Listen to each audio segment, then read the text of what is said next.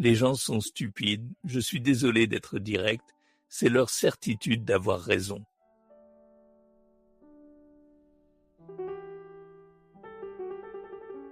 Les gens les plus stupides sont toujours ceux qui pensent avoir les bonnes réponses.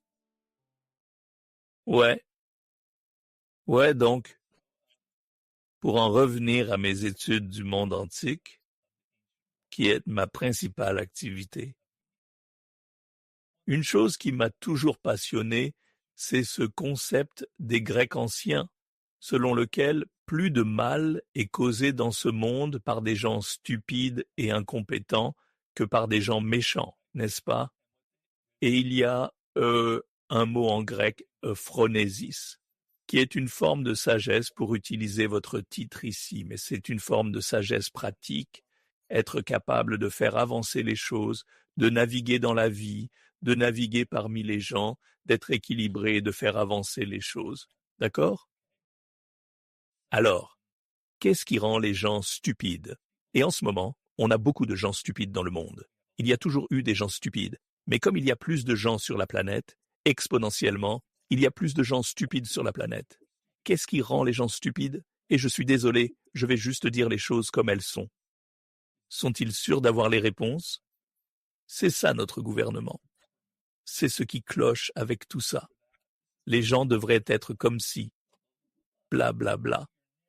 Tu limites ta vue à ce rail minuscule. Une idée que t'as prise ailleurs, même pas ta bêtise à toi.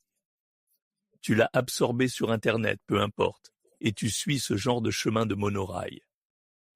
Le monde est tout autour, et vous foncez comme ça, zoom, parce que vous êtes sûr d'avoir raison. Et quand vous avez des dirigeants, pour en revenir à la Grèce antique, quand vous avez des dirigeants qui sont si sûrs d'eux, ils engagent un pays dans une guerre à laquelle ils n'ont pas réfléchi. Et donc, le paradigme dans la culture antique était la guerre du Péloponnèse entre Athènes et Sparte. La guerre qui a en quelque sorte mis fin à la démocratie athénienne et à son âge d'or. Non? Et c'était l'idée. Thucydide, l'un des plus grands écrivains, écrivit l'histoire de la guerre du Péloponnèse à son époque. Il disait que les gens, les dirigeants pensaient « Oh, ce sera si facile !» et pensaient à toutes les grandes choses. Quand nous irons prendre la Sicile et que nous la conquérons, le monde entier finira, Sparte sera détruite, n'est-ce pas? Ce n'était pas réfléchi. Ils étaient si sûrs de la réponse qu'ils n'ont pas pensé aux paramètres, n'est-ce pas? Ils n'ont pas vraiment réfléchi au niveau stratégique global. Donc, les gens qui sont sûrs de certaines choses sont très stupides. Et quand ils ont du pouvoir, ils sont très très dangereux. Je ne dis pas que les méchants ne sont pas dangereux, mais les gens incompétents, stupides, qui sont si sûrs d'eux, qui n'ont pas réfléchi, sont tout aussi dangereux que les méchants. Les gens stupides sont plus nombreux que les méchants. Peut-être. Probablement, oui. C'est très intéressant de réfléchir au point d'intersection de ce diagramme de Venn pour les gens qui sont toujours cyniques et les gens qui ont toujours la bonne réponse ou qui savent toujours tout. Elles vont de pair, se recoupent totalement. Alors, l'un de vos compatriotes d'il y a 200 ans, très exactement 200 ans, un homme du nom de John Keats, un poète, a développé un concept appelé la capacité négative. Et la capacité négative, il voulait répondre à la question « Pourquoi Shakespeare, un autre de vos compatriotes, était-il si brillant ?» Ces personnages étaient réalistes car il les a créés humains et ils n'étaient pas des figures figées. Shakespeare pouvait imaginer un personnage et penser deux choses à son sujet en même temps.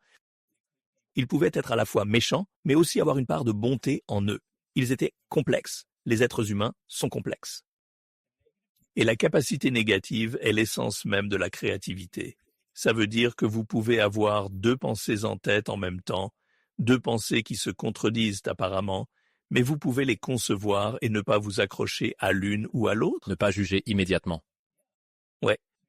Donc tu es en quelque sorte capable de gérer l'ambiguïté et tu peux dire que la vie que ce n'est pas ça, c'est en quelque sorte les deux à la fois. Voilà la créativité, voilà la vraie réflexion, tu sais. Enfin, je pourrais continuer encore et encore sur mes idées, sur les idées vivantes et les idées mortes, Mais ça, c'est de la vraie réflexion en direct. J'ai joué avec une idée qui est fondamentalement la même, juste réutilisée avec un même stupide de moi, une superposition cognitive. Donc, comme en physique. Et ensuite, quand vous décidez, vous réduisez la superposition. Mais j'essaie, vous savez, de penser en superposition. Autant que possible. Il y a un livre à ce sujet, pas parfait, mais intéressant, Le principe de possibilité. Vous pouvez le trouver. Il essaie d'appliquer ce genre d'idées en physique, à la vie de tous les jours, en psychologie. C'est intéressant, ça vaut le coup d'y jeter un œil.